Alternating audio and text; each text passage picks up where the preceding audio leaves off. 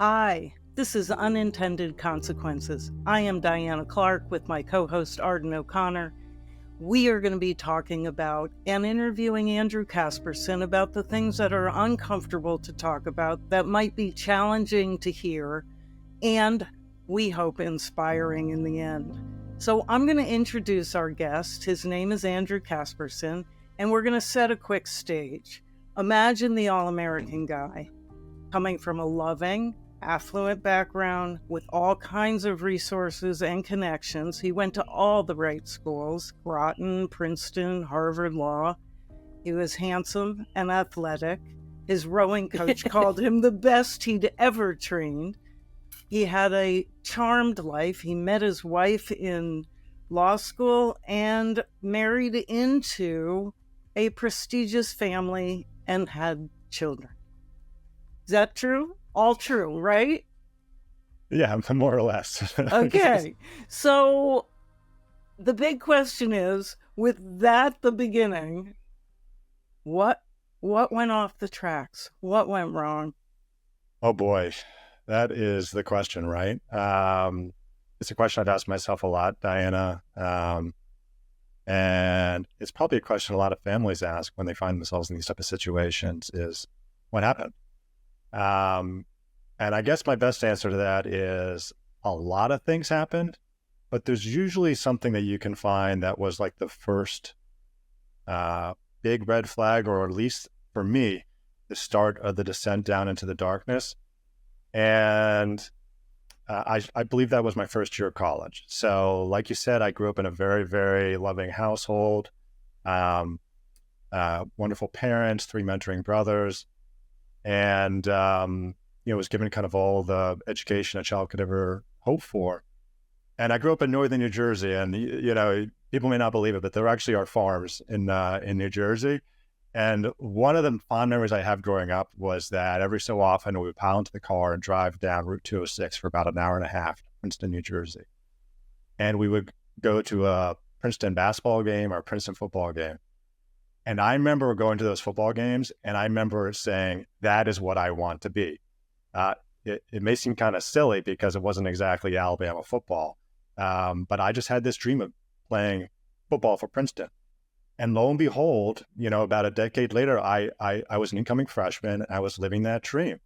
I wasn't good enough to be recruited, so I walked onto the team. It was like they would take anyone who could sign and walk on. I was going to say, I've seen you physically, and you are not a very large man. So it is sort of humorous to me that you walked on a football team. I think it was humorous to a lot of people. But okay. myself, I took it very seriously, and I thought that, like Rudy, in the movies, that somehow I was going to persevere and be that guy. And it's wonderful when you're kind of beginning to live a dream that you had for a while, even if it is a child's dream. Who's to argue with a child's dream, right? And so the problem is I started living another dream in college, and in retrospect, it was more of a nightmare. And that was the dream of drinking. I'd been somewhat protected from this. My boarding school days were a lot of rules and regulations, so it wasn't my discipline, but just because of the path that had been carved for me, I didn't have access to alcohol. But as soon as I was in college, it was like I was let loose. And I just immediately fell in love with it. There are probably 3 things I really loved about it. I loved the process of drinking, the taste, and all that sort of stuff. I loved how it made me feel, and I loved what it did for me. And so people may be wondering, like, what would it possibly do? Like, give you a beer belly and a hangover? And, yes, eventually. But what it did for me is it gave me confidence. I was always a very shy kid, was terrified of girls, being one of 4 boys.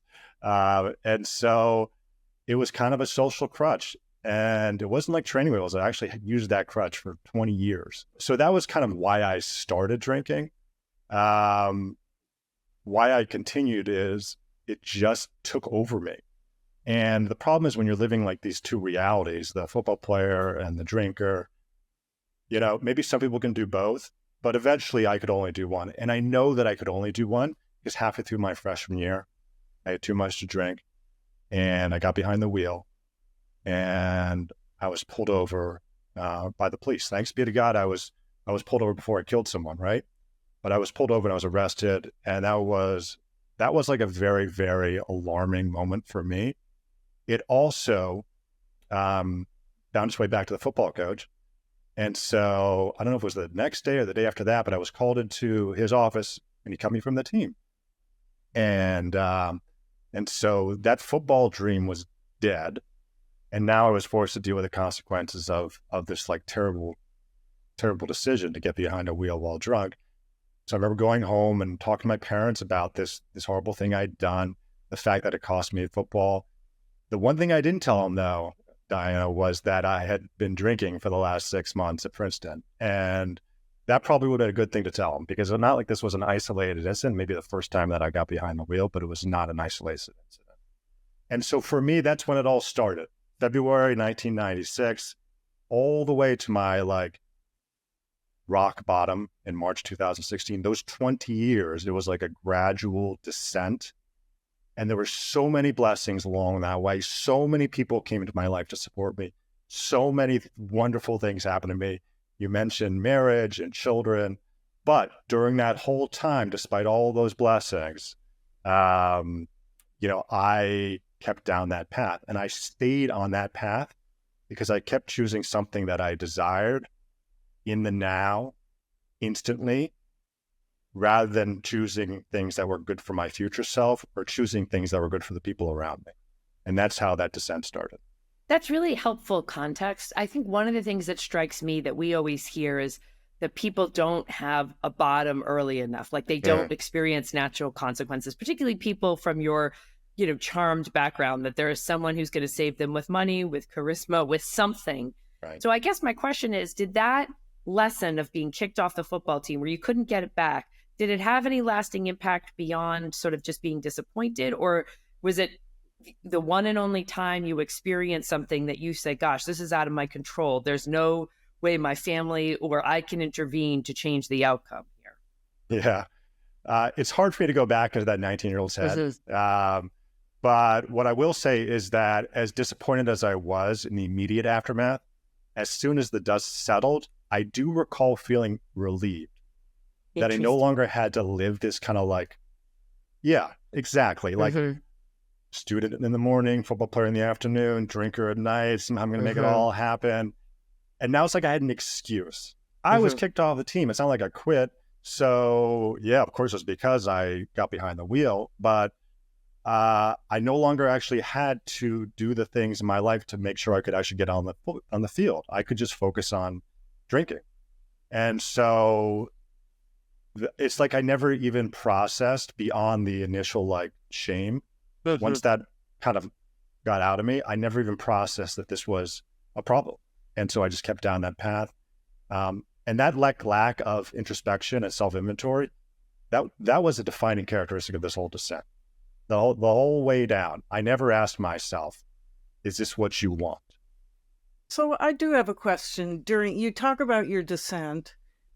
We've had another interview with you in our earlier podcast, Beyond the Balance Sheet. So we know the punchline of this, but for those listeners who didn't hear that, where did that land you ultimately? And we can go back to the earlier part of that journey, but what happened in 2016?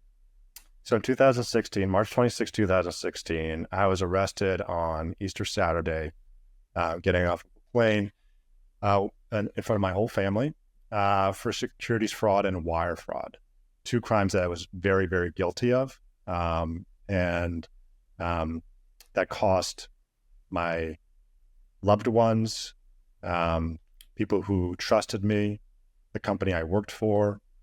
It cost all those people a lot of money, tens of millions of dollars. And even more than that, I burned through the trust that people had given me, people who relied on me, people who had done great things for me, including family members. It was, if you were going to like pick one of the worst financial crimes you could do, it would be something like what I did, where you're going to the people who love you the most, trust you the most, and I called it borrowing. The courts would call it fraudulently borrowing. but in reality, it's just stealing. It's no different than that. And I had done all that to feed a gambling habit that I had been working on for 20 years. It was very, very, that was a very, very difficult time for my family, for my colleagues, for people who trusted me. And amazingly, only I knew about it. Because I had kept this secret for 20 years, I was the only one who knew about it. And a lot of people don't understand how that can happen. Like, how can you carry this on for so long? And the reality is that I was just very, very good at compartmentalizing and keeping secrets and hiding damages. And until the very end, when it all fell apart. So in 2016, I was arrested. I threw myself at the mercy of the court. And I was given a very merciful sentence by the judge. I think he took into account that I used this money for gambling and not for, cars and things like that. And I began the slow process of recovery, slowly kind of piecing my life back together. And a lot of people helped me do that. A lot of people. So we talked about your first exposure to alcohol and using that to lubricate social situations and becoming more dependent on that over the years. When did gambling surface?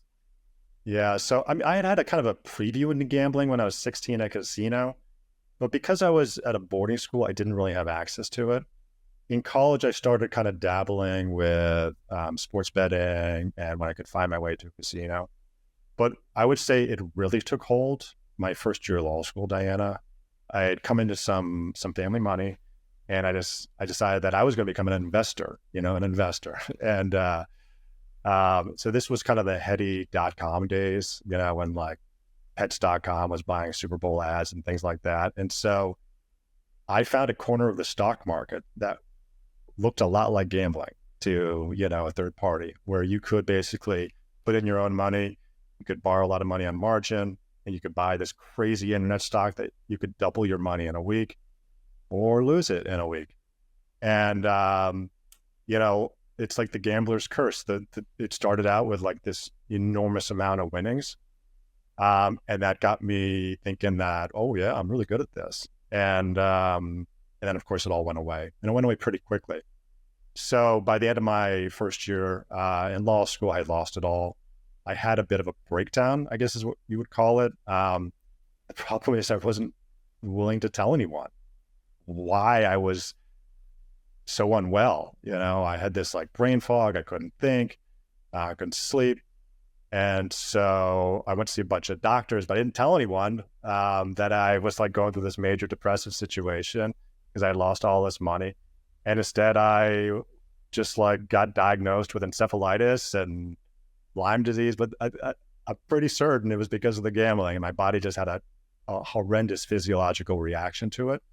And again, like that was a much more pronounced version of what happened my first year of college with the DWI. So it would have been obvious to any outsider that this is a serious problem. You immediately had some money, you lost it right away. That would have been enough for like a whole lifetime of whatever it is that you wanted to do with a purposeful life. You frittered it away like a I'm sorry to like be so disrespectful to myself, but like a spendthrift fool gambling. And then you had this horrible reaction to it where like you were sick for a couple months, you missed a couple months of classes, and still you wouldn't talk to yourself like that. So I'm almost speaking in the third person now because like I want to go back in time, right? You want to give yourself a dope slap. That's right. You want to slap a good. And here's the question that like if I went back, here's the question I would ask was like, by the way, this is the same question that you get asked in a 12-step program. It's the same question that Jesus asked a paralytic at the pool in Bethesda. It's, do you want to be cured? Do you want to be well? Yes or no? And the problem is I never asked that question to myself. If I had asked it and I thoughtfully wanted to answer it, hopefully I would have eventually said yes. And the obvious way to get well was to stop doing this activity of gambling. But eventually this kind of, brain fog lifted, and I went back to school and sort of forgot about it, started doing well in classes again. And then a few months later, some more money came around and I went back into it. And this kind of rinse repeat cycle of insanity and recovery and insanity, it went on all the way to my arrest in 2016. So this may be an impossible question, but we hear from parents all the time. They hear a story like yours, they see how you present, and they say, first of all, this is who I want my son to be. If I have a son going through this experience right now of addiction, gambling, name the compulsive disorder. But the question they ask us is, how do we avoid Andrew's outcome? And I guess my question would be, if the money hadn't been there, would that have prevented it? If someone had said the right thing, would that, is there anything you can think of at any of these pivotal moments that may have made a difference on your trajectory? Yeah, I think it's not the amount of money. I think my case is a little more sensational or spectacular because the numbers were very big. Yes. But I've seen this so many times with people who don't have access to much money and who are just doing the same thing with dollar scratch-off tickets. So it's not necessarily how much money you have access to, although, you got to be careful, especially with kids. It's kind of how they interact with any kind of money, what the transparency is. Certainly, it's always better that you're not the only person who knows about your money situation. So yeah, if I had been fully transparent about what had been going on with my finances, and I had shared with people that I had these losses, and at that point forward, when I had come forward and shared mistakes I'd made, then people would be like, oh, well, okay, so now we'll take a look at you going forward, just to kind of, just to make sure everything's going okay, Andrew. So I never took that step. So that transparency, it creates this wonderful two-way accountability. That can certainly help. But at the end of the day, that's to keep you in the short term. Longer term, there has to be something here in the heart. There has to be a spiritual change that you no longer feel fulfilled by engaging that activity. And so there needs to be a transition from keeping you in your lane, because you may not have an issue with gambling anymore because you don't have any money, you don't have access to money, but you may end up doing something totally different that's crazy because you still have the same spiritual affliction. So I hear your story, and I always wonder, I probably watch too much bad TV, but I hear you walking into prison. Might have been a federal prison, but it was a prison, and the doors shut behind you. What was that first week like for you? Yeah. It was, gosh, what was that first week? I'm going back in time now. So, I would say it was, I was very nervous, not because I was at physical risk, like you mentioned. It was a federal prison and it was a camp at that. So these places are, very safe, self-regulated, because people there have very short sentences, and if they do something silly, they're gonna multiply their sentence. So it was more of just being in a very different environment where, number one, I was away from my family. That was by far the biggest punishment. My kids were very young at the time. They were 1 and 3 years old. And my wife was going through a lot of difficulty trying to keep the family together, a lot of difficulty. So that, I think, put a lot of stress on me interiorly, even though I wasn't really doing anything to help. But the other thing is, it kind of forced me to be in a place where I had to deal with boredom. I mean, my whole life, I had been escaping boredom. I had been seeking distractions. I don't think I'm alone. By the way, this morning, I was waiting to walk my kids to school, and as I was waiting there for 5 minutes, I was like, I'm just going to do a little experiment here. I'm going to look at how many people on the street are walking by, looking at their phones, and I was amazed. It was the vast majority.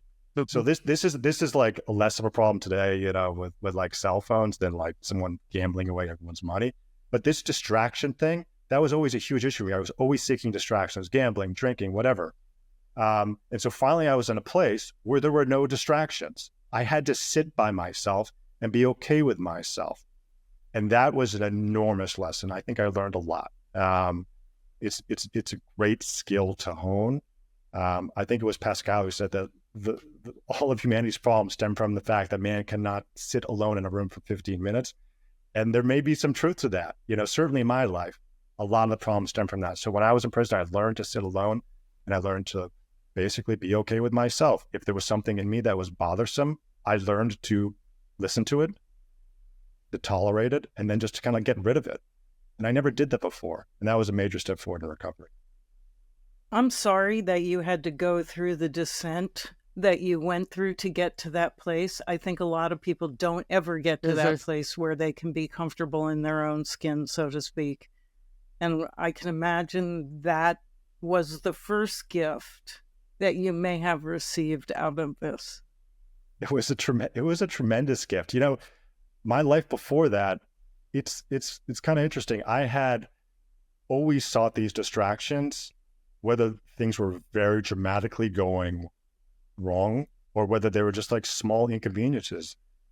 So I think a lot of people cut me slack early on because I had experienced these kind of negative events.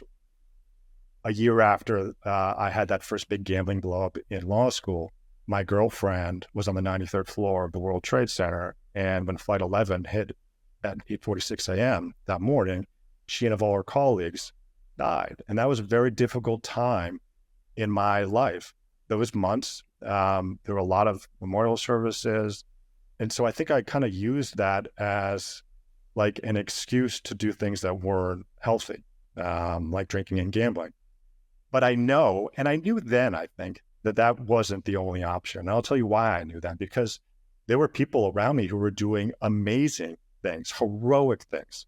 My girlfriend's family was helping to support all these New York City underprivileged kids using Kat's name, setting up reading and writing and math programs throughout the city.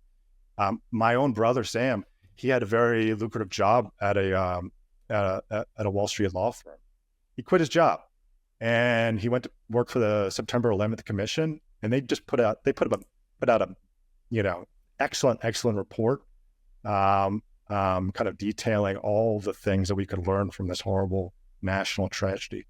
So here I'm talking about people who they have this terrible tragedy in their lives. And yes, there's a lot of grief and there's a lot of soul searching, but ultimately they find a higher purpose that they can channel that towards. And I just wasn't doing that. I just wasn't. And so I think I had these opportunities to redirect myself, and it wasn't always just like dramatic things like that, or like, in 2009, there was another family tragedy when my father took his life. And so there were these times where I had this kind of two ways to go. One was to run away and to hide and to drown myself in booze and gambling. And the other was to find purpose, or like, for instance, I could have better supported my mom, and things like that. Mm. And so I always had examples of mentors around me of like the right way to go. And I can't explain it. I just didn't choose that way. And it doesn't have to be a big thing like that. It could have just been like, oh, I had a bad day, or I'm tired. And, instead of choosing like a positive thing to do, like to go for a walk or to call a friend or to pray, I would just pick up a drink, or I would find a bed.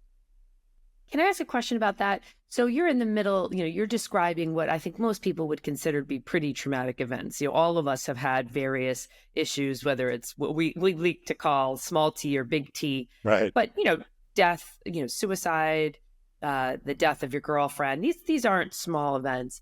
I guess my question is, because I appreciate the resiliency with which you look through the lens now at your behaviors then and say, I could have been choosing differently. But I go back to, I'm the loved one. I'm right. Your wife. I am your sister. Is it insensitive for me to point that out to you at the time that you're making these choices? Like, is there something someone could have said at that time that may have made you think like, they're right? Or do you feel like you were so far, your mentality wasn't in a place where you could accept any feedback? I think people were in their best way were pointing out that like they didn't know what I was doing, But I think, people who love you, they can see when you're not happy, or they can see when you're not fulfilled. They may not know that you're like gambling all day or drinking all day. And so they would help, they would do wonderful things for me, and they would write me notes and call me and tell me how much they loved me, and, just wonderful, wonderful things. But you have to be willing to receive it, you do. And I just wasn't there. So 2016, you go to prison, you start listening to yourself, you start measuring yourself, I'm guessing, by what you do and not just what your intentions are. You start going through the major metamorphosis. What happens next? How do you climb out of that proverbial hole and resurface? I don't know if I climbed out. I think I was kind of lifted out. Like, this whole descent, it does. I don't think there's a bottom. I really don't. And so like, I think I was caught. When I look at the behavior that I was, when I first started on like the criminal line, it's like, oh, I'm obviously lying, and I'm obviously telling people that I'm going to do things with their money that I wasn't going to do. Near the end, it was like 1,000 times worse about the things that I was telling people. And so all I can think of is like that trend. I have no idea. I have no idea what I would have been capable of if I had been allowed to continue. And that's why I think that I was caught. I think that's what I was saved. If I hadn't been arrested, by the FBI on that March 26th, I would have been capable of, I don't even know. I do know that I was having a total breakdown at the time. I obviously was like totally filled with, shame and guilt. I knew that it was over, that there was no more money that I could raise, i.e. steal. And so I'd basically written this confession. And so I was expecting this all to like come out anyway soon. And so I thought that basically the life that I knew was over. I thought I had kind of burned through my 9 lives, and that, some people may find themselves in my situation where they make really, really, not maybe necessarily this kind of situation, but they make so many mistakes. They feel like the position they're in is unresolvable. That was me. And maybe even, and this is much worse, this is where I was, irredeemable. And so I didn't think that what I had done could be redeemed. And so what I learned after I was arrested was that was a crazy, crazy thought, that as bad as my mistakes were, that God's mercy was infinitely greater.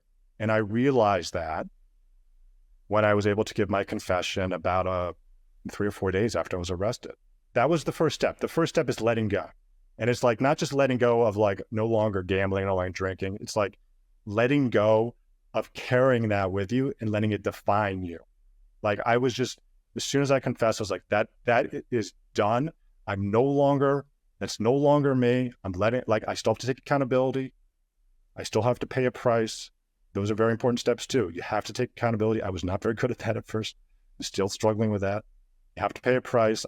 I paid a price. I don't think I paid the full price.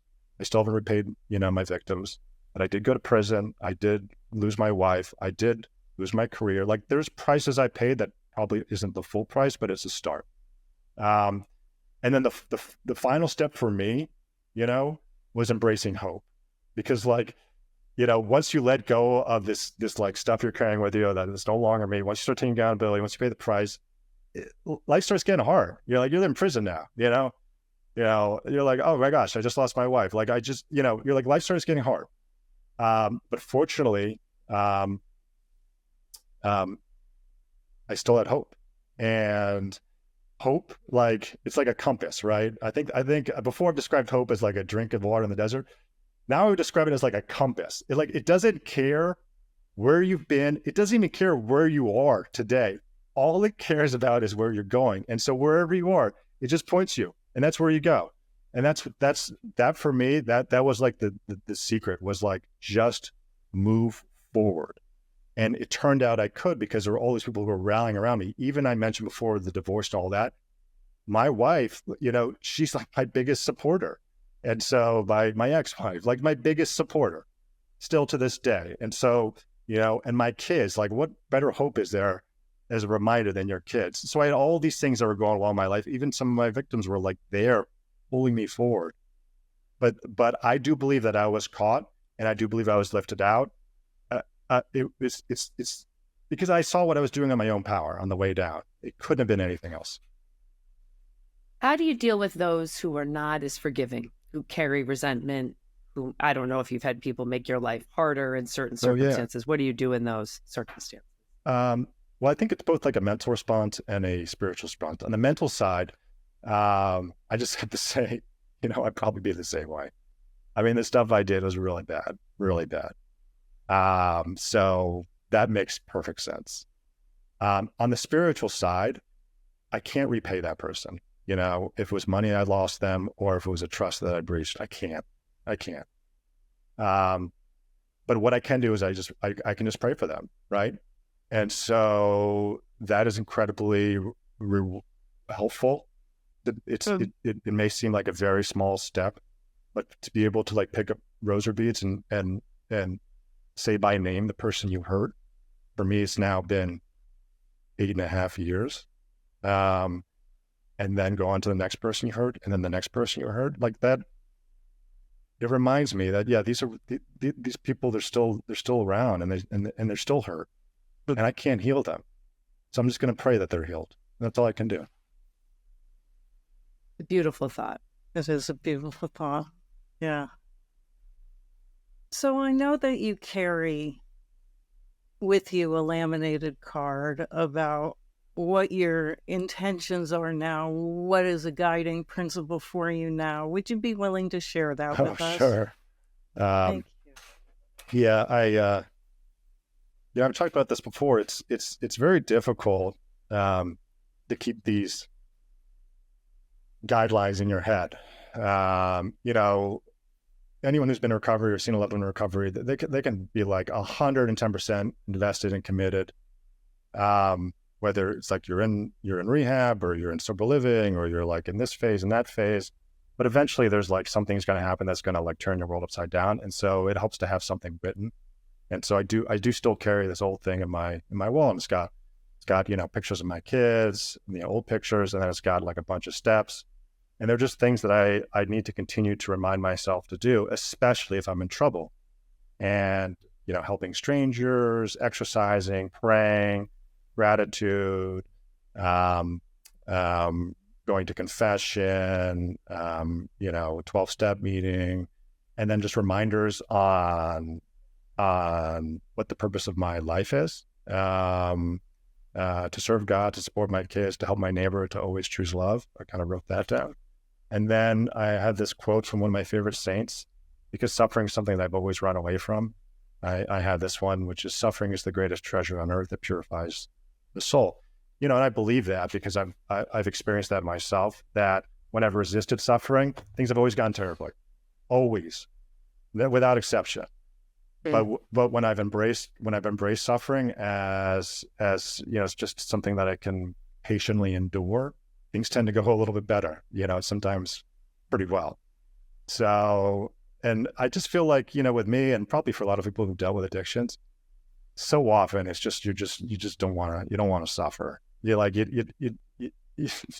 don't want to be going through withdrawal, or you don't want to, you just want to have whatever it is that you want for that very moment and deal with suffering tomorrow. And so that was always me, and so I just need to remind myself that it's okay to suffer. It's not just okay. Like, there's beauty in it. Some of those beautiful art out there, has suffering in it. I'm thinking of Pieta as an example. And I think some of the most beautiful music, is about suffering. Some of the beautiful literature is about suffering. And so it's something that's innately human. Everyone can connect with it. Everyone suffers, and so it's something that can unite us. And instead, like, I used to run away from it. And now, like, I try not to. I fail a lot, but I try to turn around and face it once in a while. I have one last question. Sure. So I am so grateful that you came on. I think the first time you told your story publicly was on our previous podcast. And now you're back again. And it's such a compelling story. I think we could have you on 4 more times. I guess my question is, what motivated you to tell your story at all publicly, and to tell it in this type of venue versus another one? Yeah. So that's an interesting question, because when I was in prison, a lot of people reached out to me because it was kind of in the headlines at the time. Yes, I remember. And I just had zero interest because maybe personally, I just didn't want to relive it. But I also I'm sure my victims didn't want to see this thing on the headlines again and again and again. But when you reached out the first time, it was in this specific medium of reaching people who either are directly facing a crisis or might in the future, whether it's someone themselves personally or a family member or friend. And maybe there's something, in my life that seems familiar in theirs, or maybe something's rhyming. Like, oh yeah, there's a red flag, or, oh, maybe I'll try that. And so in the recovery community, we're always sharing stories, because that's how we guide each other. We're all kind of blind, but we can help each other towards the light. So that's my number one goal, is I'm happy to talk about it as long as it's potentially helpful to someone. And that's it. Yeah. Well, I can tell you, I know there's going to be so many people touched by this today. And like many of us, you make these judgments, you look at you and hear your story and think, gosh, what a charmed life. And it's, it's a good evidence, one, not to judge a book by its cover, but two, to remember that even for the darkest moments that, we can come back and give to others and have a lot of light and hope in our lives. So thank you, Andrew, really very much for sharing such a vulnerable story and for being so authentic. Oh, of course. It's my pleasure. Maybe I would just add one more thing, because Please. You mentioned a lot of times people ask what's the one thing, and it's just never, it's I know things seem dire sometimes, but it's never, ever, ever too late. So, I went through this, my early 40s. A lot of people go through it much, much later, but I firmly believe that it's never too late.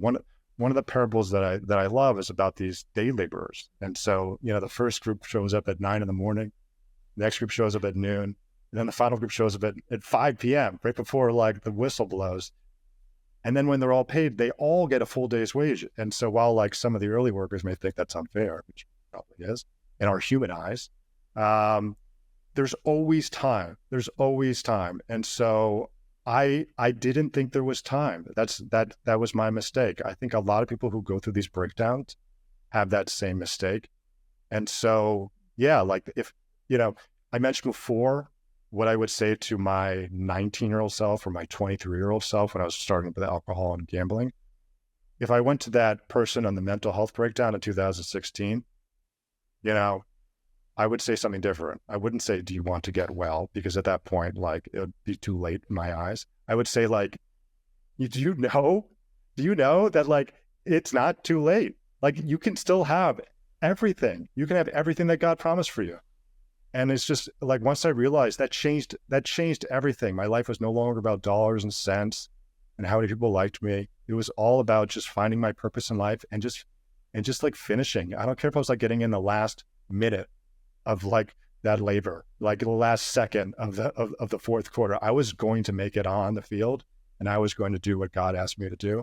And I could have made all the mistakes before them, but as long as I made it for the last second, that was enough. So there you go. What an inspiring message. Thank you. And for our listeners, I hope you've enjoyed this episode and were touched as much by Andrew's message as both Arden and I am. I can see her face. So if you like this episode, please like it on your platform of choice, and we'll see you soon.